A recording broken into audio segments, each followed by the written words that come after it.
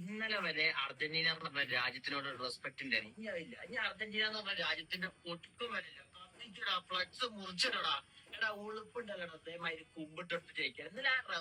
ഇന്നലെ അങ്ങളിട്ട മൂന്നാമത്തെ ഗോളതാ, അത് സെലാനെ ഫൗൾ ചെയ്തിട്ടാണ് പോണത്.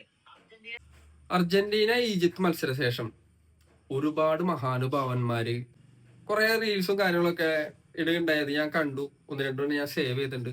അതിലൊരു മഹാനുഭാവൻ പറയുന്നതിനെ കുറിച്ചിട്ടാണ് ഞാൻ എൻ്റെ ഈ ഒരു വീഡിയോ.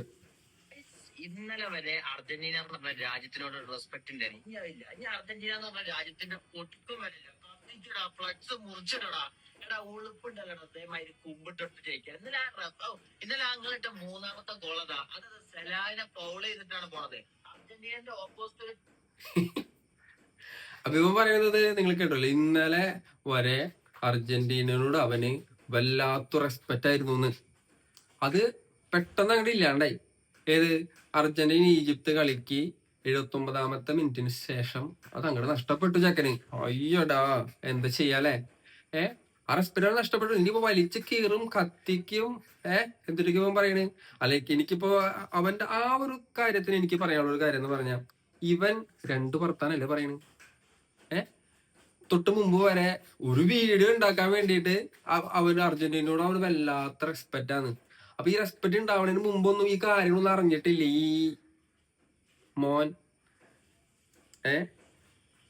അല്ല ശരിയല്ലേ അത്?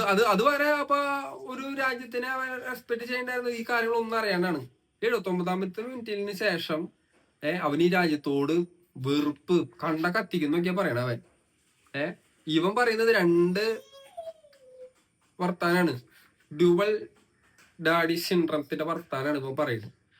ആദ്യം അത് അവൻ ഉറപ്പിക്കട്ടെ അതെന്താ ഏതാന്നൊക്കെ.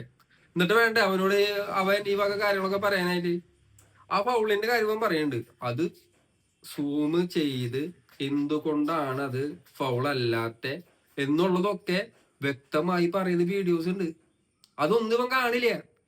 ഇവൻ കളി അങ്ങോട്ട് കഴിഞ്ഞു. ഇവൻ പ്രതീക്ഷിച്ച പോലെ നടന്നില്ലല്ലോ. അർജന്റീന ജയിച്ചു. അപ്പൊ ഓടി കാറിന്റെ ഉള്ളിൽ കയറി എന്നിട്ടൊരു വീഡിയോ, കാറിന്റെ ഉള്ളിൽ കയറി എന്നിട്ടൊരു വീഡിയോ കട്ടെ.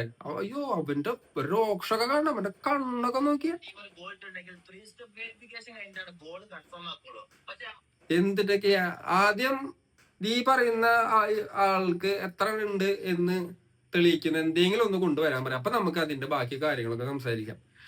ഇവൻ ഈ മഹാനുഭാവൻ മാത്രല്ല കേട്ടാ, വേറെ കുറെ മഹാനുഭാവന്മാര് പറഞ്ഞ കാര്യങ്ങളൊക്കെ ഉണ്ട്. അതൊക്കെ വരും വീഡിയോസിൽ ഉണ്ടാവും ട്ടാ.